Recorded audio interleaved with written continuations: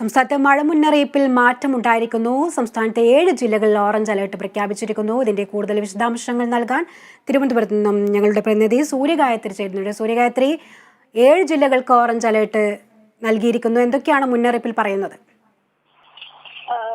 തിരുവനന്തപുരം, കൊല്ലം, പത്തനംതിട്ട, ആലപ്പുഴ, കോട്ടയം, ഇടുക്കി, എറണാകുളം ജില്ലകളിലാണ് orange alert പ്രഖ്യാപിച്ചിരിക്കുന്നത്. മറ്റ് ജില്ലകളിൽ യെല്ലോ അലർട്ടുമാണ് പ്രഖ്യാപിച്ചിരിക്കുന്നത്. തീവ്രമായ മഴ ഈ ഓറഞ്ച് അലർട്ട് പ്രഖ്യാപിച്ചിരിക്കുന്ന ജില്ലകളിൽ വരും മണിക്കൂറുകളിൽ പെയ്യുമെന്നതാണ് കാലാവസ്ഥാ വകുപ്പിന്റെ മുന്നറിയിപ്പിൽ വ്യക്തമാക്കിയിട്ടുള്ളത്. അത്തരത്തിൽ ജാഗ്രത പാലിക്കണമെന്നും നിർദ്ദേശമുണ്ട്.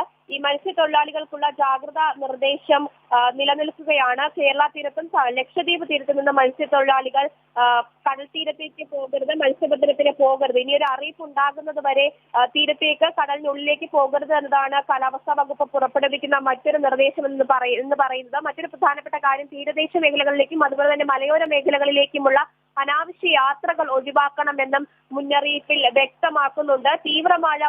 മഴ വരും മണിക്കൂറുകളിൽ സംസ്ഥാനത്ത് എല്ലാ ജില്ലകളിലും ഉണ്ടാകും എന്നതാണ് കാലാവസ്ഥാ വകുപ്പിന്റെ മുന്നറിയിപ്പിൽ പറയുന്നത്. തമിഴ്നാട് തീരത്ത് ചക്രവാത ചുഴി രൂപപ്പെട്ടിട്ടുണ്ട്. ഈ ചക്രവാത ചുഴിയുടെ സ്വാധീന ഫലമായിട്ടാണ് സംസ്ഥാനത്ത് മഴ ശക്തമാകുന്നത്.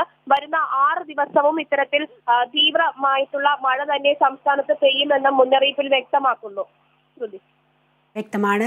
എന്തായാലും വരും മണിക്കൂറിൽ മഴ ശക്തമാകുമെന്നുള്ള മുന്നറിയിപ്പാണുള്ളത്. 7 ജില്ലകൾക്കാണ് ഓറഞ്ച് അലർട്ട് പ്രഖ്യാപിച്ചിരിക്കുന്നത്. ജാഗ്രത പാലിക്കാനും നിർദ്ദേശമുണ്ട്. വിവരങ്ങളാണ് സൂര്യഗായത്രി നൽകിയത്.